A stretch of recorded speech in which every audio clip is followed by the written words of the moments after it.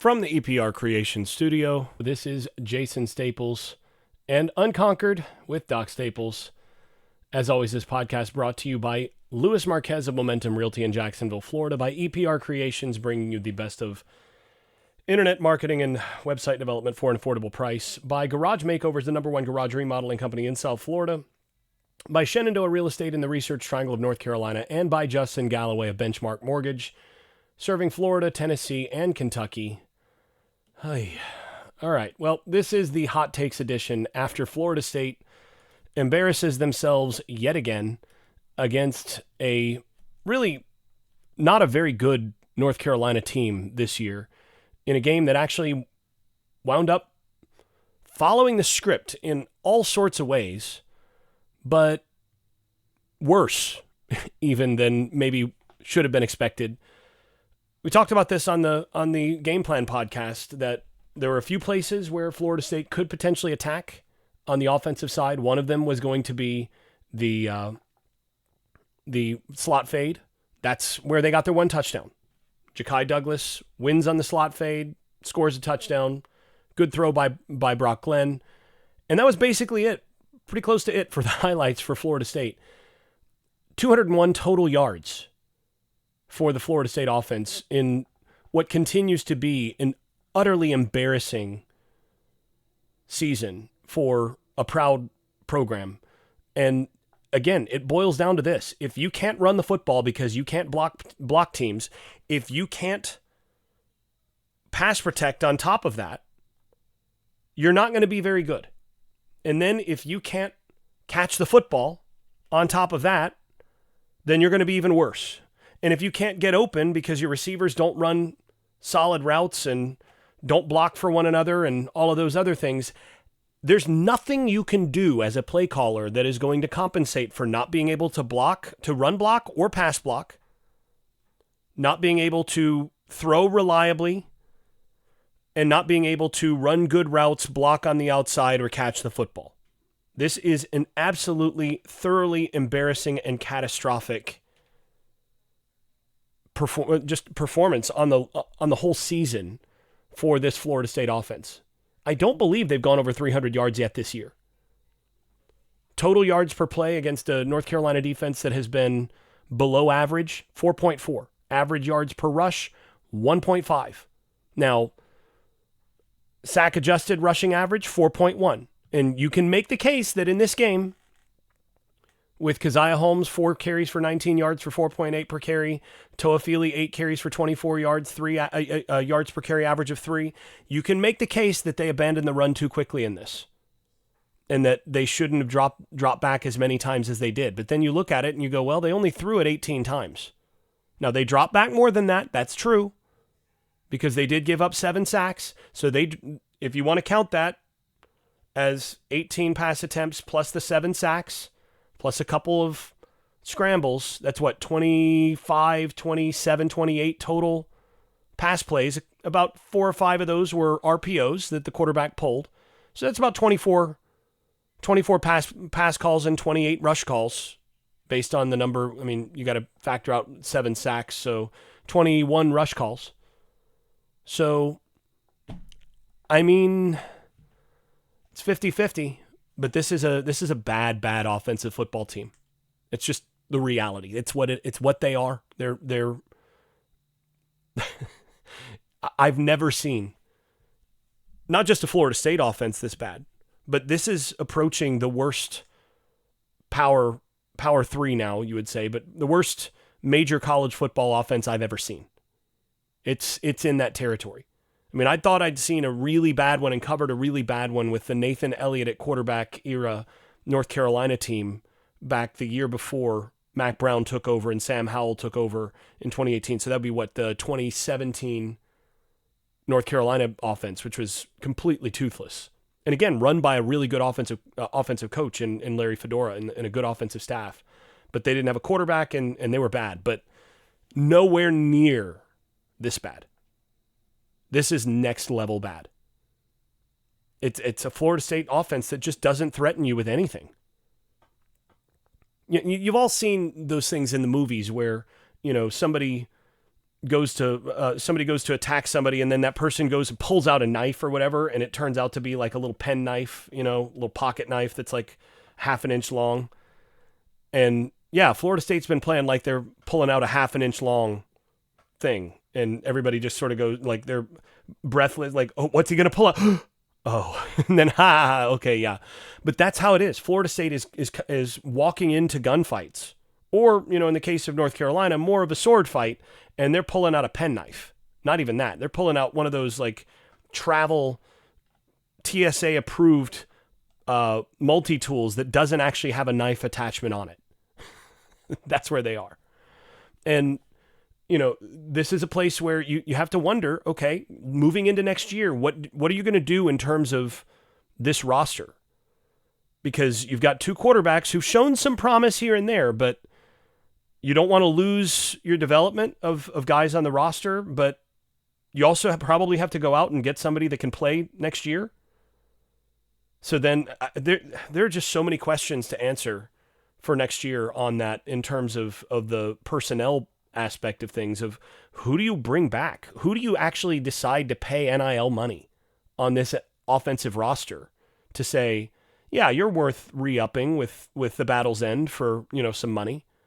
Who do you look at and you say, yeah, we can pay you. That's a good idea.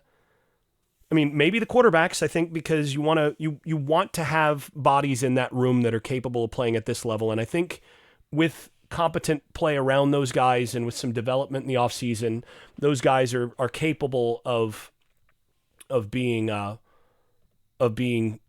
decent players and being guys you can win with down the line. But I mean, if you can get a guy that's proven that he can win somewhere else, I think you have to go get him this offseason. I think you have to make that kind of move. I think you've got to bring two guys in from the current 2025 class. I mean, obviously you're going to bring in Tramel Jones, but he's coming off of that really catastrophic ankle injury. And, I think you've got to bring a second guy in on top of him just to keep your quarterback room stocked. Target there is Carter Smith, who's from your state. He just decommitted from Michigan. And if Mike Norvell and Florida State are smart, they're going to go out and they're going to offer a pretty sizable NIL chunk to him. And as I understand it, I mean, he would be open to Florida State. Carter Smith, he would be the one guy I would basically pull out the stops for in this in the 2025 class that I think you've got a shot at landing. And you communicate with him about what you're going to be doing on the offensive staff in terms of all of these other things, and you do what you can to push and get him. But I think you've got to do that. But other than that, I mean, I think you've got some young talent that you can build around in the backfield. You've got Danzy, you've got Cam Davis. Those guys are going to be fine next year. You've got to find some offensive linemen. You've got to pay. I think you do pay Otto and Early. I think you do make sure that Rizzi comes back. But none of these guys are worth a large chunk of change. And if some of these other guys want to go, that are not basically sophomores and freshmen, I think you let them go. If for no other reason, then you've got to shift the culture. That's where you are. Speaking of letting guys go, though, when things look this bad, you all know I'm not generally in favor of firing guys in season. But I said 2 weeks ago, I said, look, if they fired Atkins after that Duke game, if they fired Atkins and did one of those tarmac firings, it wouldn't have hurt my feelings. To me, right now, as I said, there's rarely any benefit to firing any assistant in season unless you've got a guy that's absolutely waiting in the wings, that's just a better option, and he's being groomed. So you fire Joey Freshwater, and you have Sarkisian waiting in the wings, and you can seamlessly go in season or in bowl prep and no problem. Well, okay, fine, that's different. But normally that's not the case. Normally you just end up losing an additional hand on deck, And since you can't hire for that job after the season, or until after the season, it doesn't do you any good. But right now, with how things just looked, honestly, it wouldn't hurt my feelings to see two guys on the offensive staff, one of whom is somebody that I respect a lot and go back a long time with. But look, I mean, performance is performance, and when you see the performance of those units, you got to really seriously evaluate what's going on at the wide receiver and the offensive line positions. You have to. And you got to get beyond evaluating it at this point. I mean, those guys are not going to be offensive coordinator and wide receiver coach after the season. I'm just going to tell you that now. They're not. Ron Dugans is not going to be coaching wide receivers at Florida State next year. Atkins is not going to be Florida State's offensive coordinator next year. And, that's deserved in both cases. It just flat out is. There's no way around it. And, if I just got a text from someone saying, simple, fire Dugans, demote Atkins to offensive line only, and promote Stockstill, who's, your head of scouting, to the wide receiver offensive coordinator role. Honestly, it wouldn't hurt my feelings to see that happen. Stockstill, former head coach, former offensive coordinator, guy who can coach wide receivers. I mean, that wouldn't hurt my feelings. And, there's a little bit of a discussion in the fourth quarter among me and some of the folks who I go back and forth with on Twitter, or X, as Elon Musk likes to call it. Still Twitter. But basically, there's some discussion among some of the more educated folks on there. And there are some people who know ball on that app and who I like to engage with. And one of the things that we're all just trying to figure out is what happened at offensive line for Florida State, because the amount of slippage and deterioration and decline in terms of basic fundamentals, basic technique in 2 years has just been dramatic. And you wonder, what in the world happened? Because if you go from 2019, 2020, and 2021, there was a clear upward movement in terms of offensive line fundamentals and technique. They were getting better, and you could see they were spending time in practice on emphasizing, harping on a lot of good fundamentals, just basic flat pulls and skip pull footwork and passing off twists and things like this. And they got good at it. They were actually pretty good fundamentally by the time they got to the end of the 2021 season. And I made the comment, I was like, just the last 2 years, they started slipping last year. And I talked about it on this show. I talked about it on the on some of the video analyses, that there's been some slippage, and this is not acceptable in terms of basic fundamentals. I don't know why this is happening, but you'd think that they would coach this, but this unit doesn't look like it's been coached. You'd think that would be continuing along the same trajectory that they were back in 2020, 2021. You'd expect that. And yet it hasn't. And then a couple people pointed out, well, that's when Dillingham got hired away and Atkins moved to both offensive coordinator and offensive line coach. And danged if that isn't probably the answer. I hadn't thought about that. But he's been wearing both hats, and since Atkins has been wearing both hats, the offensive line hat, the group that he's in charge of there, has gotten a lot worse. And it's been deteriorating. It's been getting worse and worse. And that's hard to explain unless it's that.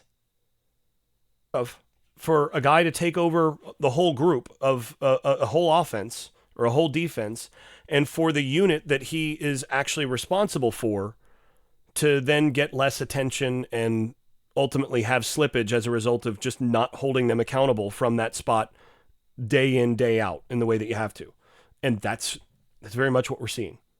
But at this point, I don't know how you keep Atkins. Even if you demote him just to offensive line coach, I'm not sure how you keep him. But he certainly can't be both offensive coordinator and offensive line coach next year. You can't. And I'm not sure how you keep him at offensive line coach, even though, again, you go back and there was a track record of producing good offensive lines or improved offensive lines and improved technique over multiple years up until he took the offensive coordinator job. Bottom line, though, is that they've got to make a lot of changes after this year. And I'm seeing a lot of people saying, well, I don't believe that Mike's going to fire anybody. Y'all, that die's already been cast. There's going to be significant heads that roll after this season, and those guys are going to get moved on. Bottom line. And yeah, that's done. It's already going to happen. So it's just a matter of when. Generally speaking, most folks in the industry don't think there's really any benefit to doing it in season most of the time. So what do? You wait until after the season, you terminate those guys, and you hire them with the guys that you've been back channeling with essentially immediately within the week. But yeah. Now, let's flip to the other side of the ball. And this is where things got worse today than they have been. Because UNC scoring 35 and going for 6.9 yards per play and giving up 5.4 yards per carry to Omarion Hampton, he is that good. And then giving up another 49-yard little shovel pass to Hampton on top of that, 93 rushing yards for him there. None of that is acceptable. And a whole lot of that was business decisions being made on the back end. As far as I'm concerned, a guy like Shaheem Brown, when he comes and asks for NIL money, you say, you can go find NIL money somewhere else. You got to find somebody else at that spot. And frankly, after the massive speeding situation that he was in, and the reckless driving that he had in the offseason, this is to me very much a how you do one thing is how you'll do everything situation, which is one of Mike Norvell's mantras.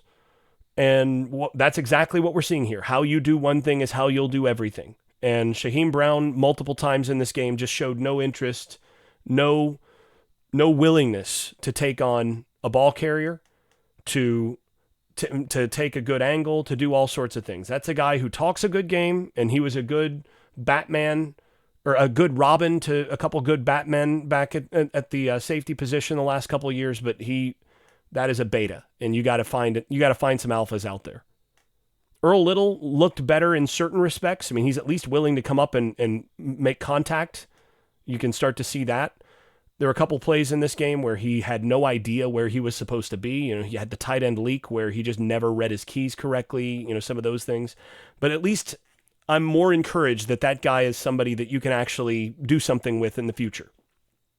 He looked horrendous at nickel, but at least at the safety position, he looks like he could be competent down the line. He's not competent yet, but he's been better in certain respects than what you got. But to me, Shaheem Brown can go and sit down on the bench and not play again the rest of the year, and it wouldn't hurt my feelings. Terrible to see Justin Cryer go out with what appeared to be a broken lower leg. When they air cast you like that, that's and when they're feeling around the way that they are, that's probably broken, at least broken fibula, if not both. So terrible to see that, and we will obviously be awaiting what news is there. But the rest of it, they're going to have to go out and they're going to have to pay for players on the defensive line. You're going to have to invest in players that can actually get it done on the defensive line, and you're going to have to overpay for a couple guys. Jackson and Farmer were actually good in this game. They're both going on to the NFL, and deservedly so. Patrick Payton, not good in this game. If he comes and asks for money and for NIL money in the offseason, he's a guy that, if you want to stay, we're happy to pay you $50,000 to be here, but you ain't making anywhere near what you're made this year. You're going to have to play.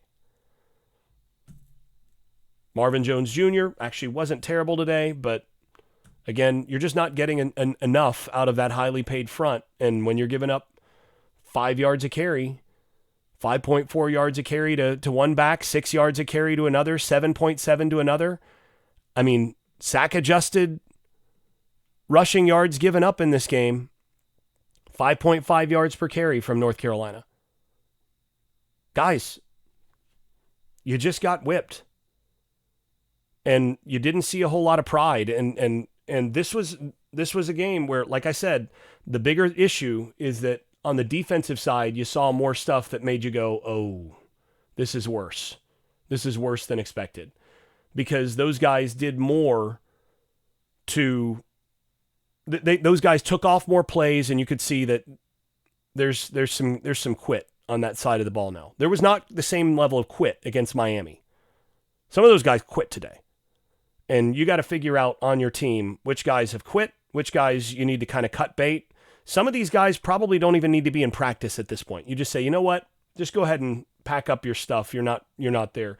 And you start playing your freshmen and your sophomores and whoever wants to actually play hard and who's not going to quit. That's where they're at. That's where you are in this season. And I don't think there's really any way other than that I would know how to coach. I think you've got to, and again, I've said from the beginning, since we started having these discussions about coaching changes and all that, I think you're going to have to make somewhere in the neighborhood of 7 or 8 changes on your coaching staff, which is insane. But I think that number still holds. And I think the other thing is that I think you're going to actually see close to that number of changes in terms of what happens on this staff. But we'll see. Yeah, we'll see. And it's going to start sounding like a broken record because, I just don't see anything else getting changed until after the season. But it is what it is. I'll be back again later this week, probably for some mailbag stuff, maybe for a film session. This is one I might put together a film session on. Might be worth it. And partly because this would be a double up for both Inside Carolina and Unconquered to spend extra time breaking it down and doing it sort of neutrally. So probably look forward to that early in the week. And then after that, come back for another preview, another expectation of a loss against a good Notre Dame team. And then we'll move on from there. We've got a bye week coming up. But yeah, I'll talk to you when I talk to you. Go and do something more enjoyable. Spend some time with family. Hit the links, do what you need to do to not watch football, not be put into a bad mood by these sorts of things. Just remember, if you are a fan, a partisan, that sort of thing, at the end of the day, these are 18 to 23, 24-year-old young men with overpaid gym teachers coaching them, and what they do on the field really doesn't and shouldn't impact your life in any sort of material way. You can go and live successful lives and enjoy things regardless of what they do. That's a healthy adult way to think about this. So do that. Give your significant other a kiss. Spend some time with your kids and enjoy the ride. Talk to y'all again when I talk to y'all.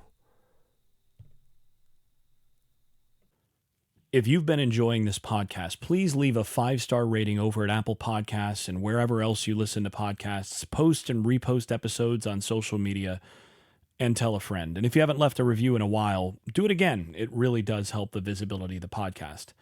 Before we go, I'd also like to thank my advertising partners once more. That's EPR Creations, Luis Marquez of Momentum Realty in Jacksonville, Florida, Shenandoah Real Estate in the Research Triangle of North Carolina, Garage Makeovers, the #1 garage remodeling company in South Florida, and Justin Galloway of Benchmark Mortgage, serving Florida, Tennessee, and Kentucky.